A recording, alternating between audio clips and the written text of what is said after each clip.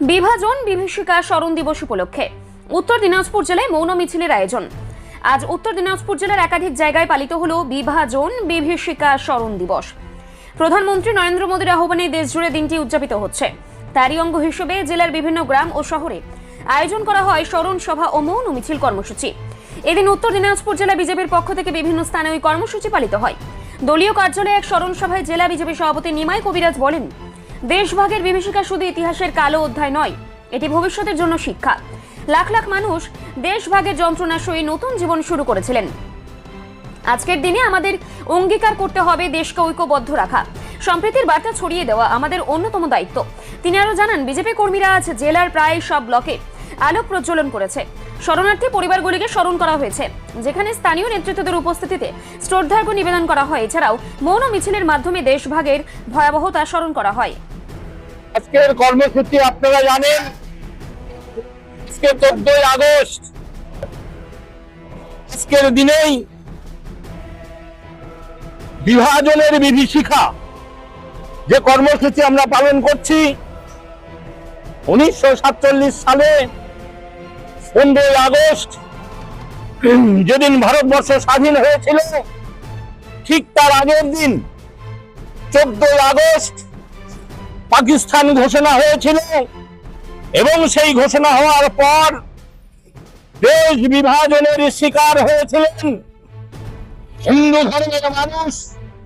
তাদের উপর নিপীড়ন নেমে এসেছিল, তাদের উপর অত্যাচার নেমে এসেছিল, তাদের উপর বিভৎসভাবে অত্যাচার করা হয়েছিল।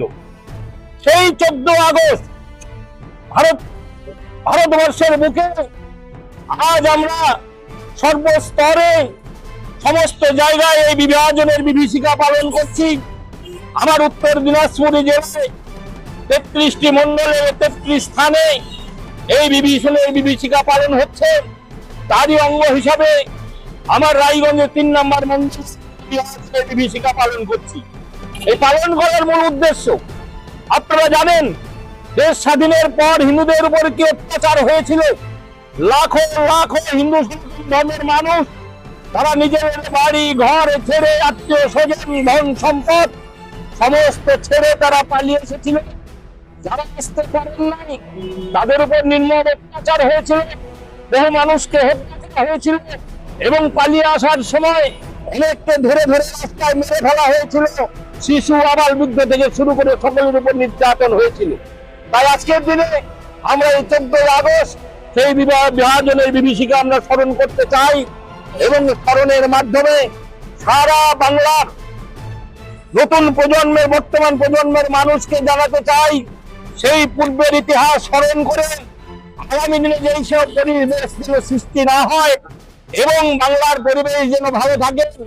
বিশেষ করে দ্বিজাতি তত্ত্বের ভিত্তিতে যে ভাগ হয়েছিল, আমার পূর্ববর্তী বক্তারা বিস্তারিত ভাবে বললেন।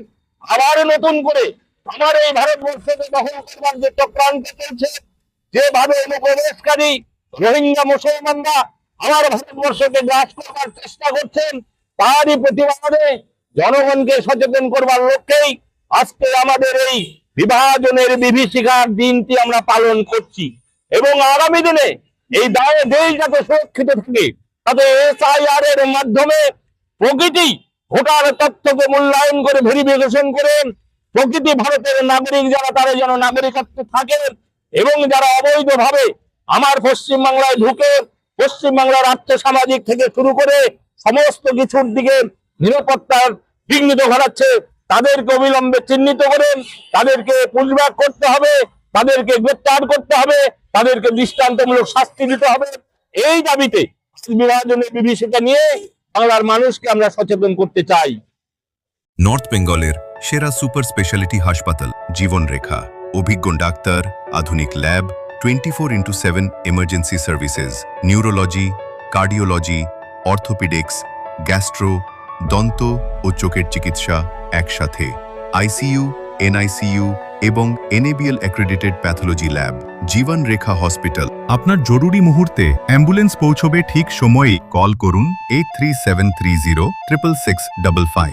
ল্যাপটপ কিনলেই ছাত্রছাত্রীরা পেয়ে যেতে পারেন 1 কোটি টাকা পর্যন্ত স্কলারশিপ। 2 লক্ষ থেকে স্কলারশিপের টাকা পাওয়ার সুযোগ। এটা ছাড়াও 25টি গাড়ি জেতার সুযোগ রয়েছে, আছে 48টি মোটর বাইক জেতার সুযোগও। এছাড়াও থাকছে 450টি ইলেকট্রনিক প্রোডাক্ট যেমন TV, fridge, washing machine, laptop, micro oven, mobile phone সহ অসংখ্য উপহার জেতার সুযোগ।